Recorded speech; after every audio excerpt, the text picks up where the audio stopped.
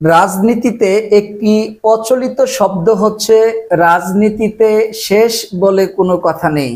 আজ যেই রাজনৈতিক দল আপন, আগামীকাল সেই রাজনৈতিক দল কিন্তু পর হয়ে যায়।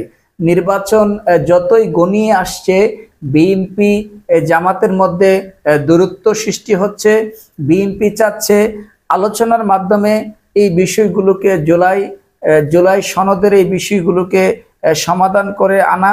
অন্যদিকে পিআর সহ প্রায় 5টি দাবিতে কিন্তু জামাতে ইসলামী বাংলাদেশ, পাশাপাশি ইসলামী শাসনতন্ত্র আন্দোলন সহ কয়েকটি দল তারা কিন্তু রাজপথে আন্দোলন করছে। তবে অনেক বিশ্লেষক বলছেন যে এই জামাত যেই কারণে আন্দোলন করছে, বিএনপি কিন্তু এই আন্দোলনে পা দিবে না। পাশাপাশি জামাত কিন্তু এই আন্দোলনকে যে অনেকটা বড় পরিসরে নিয়ে যাবে, এক দফার দিকে নিয়ে যাবে, বিষয়টা কিন্তু তা না। তারাও কিন্তু রাজনৈতিকভাবে রাজপথে তারা চাচ্ছে বিএনপিকে একটু চাপে রাখার জন্য।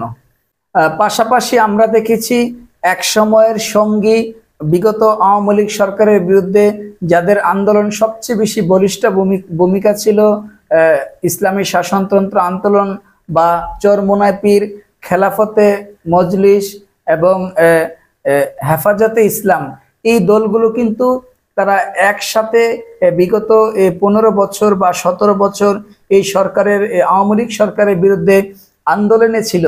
এখন কিন্তু আমরা দেখেছি জামাত ইসলামী, চরমোনাই পীর তারা কিন্তু একসাথে, অন্যদিকে হেফাজত এবং জমিয়াতুল উলামায়ে মাশায়েখ এবং এরকম ছোট ছোট বা যারা ইসলামপন্থী দল, তারা কিন্তু আসলে তাদের বক্তব্য, যদিও তারা সরাসরি বিএনপির সাথে সম্পৃক্ত নয়, তবে তাদের বক্তব্য, তাদের কর্মকাণ্ড কিন্তু মনে হচ্ছে যে এই ইসলামী দলগুলো তারা আসলে দুই ভাগে বিভক্ত হয়ে গেছে। তবে এখন দেখার বিষয়, শেষ পর্যন্ত এই আলোচনা কি টেবিল পর্যন্তই সীমাবদ্ধ থাকে, নাকি সেই আলোচনায় সেই বিষয়গুলো রাজপথে যায়। যদিও বিএনপির মহাসচিব বলেছেন যে যদি তারা আলোচনার টেবিলে এগুলো শেষ করতে না পারেন, তাহলে জামাত ইসলামী যেই কর্মসূচি দিয়েছে, অর্থাৎ রাজপথের জবাব কিন্তু তারা রাজপথেই দিবেন। এখন দেখার বিষয় এই বিষয়গুলো শেষ পর্যন্ত, জুলাই সনদ শেষ পর্যন্ত কোথায় গিয়ে আটকে যায়। আরেকটি বিষয়, প্রফেসর ডক্টর ইউনূস, এই সরকার এবং ঐক্যমত্য কমিশন তারা কিন্তু সর্বাত্মক চেষ্টা করছেন এই দূরত্বকে কিছুটা গুছিয়ে নিয়ে আসার জন্য। পাশাপাশি আমরা দেখছি এনসিপি, গণ অধিকার পরিষদ, এবি পার্টি সহ প্রায় 5টি দল তারা কিন্তু একত্রিত হয়ে তারা কিন্তু আসলে একটি মধ্যস্থতার ভূমিকায় অবতীর্ণ হওয়ার জন্য চেষ্টা করছেন। যেমন গতকাল প্রথম আলোতে এই নিয়ে একটি প্রতিবেদন হয়েছে যে বিএনপি এবং জামাতের দূরত্ব গুছিয়ে আনবে 5টি দল।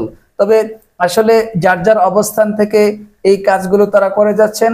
অন্যদিকে অনেক বিশ্লেষক যেটি মনে করছেন, বিশ্লেষকদের অনেকে 2টি ধারণা দিচ্ছেন।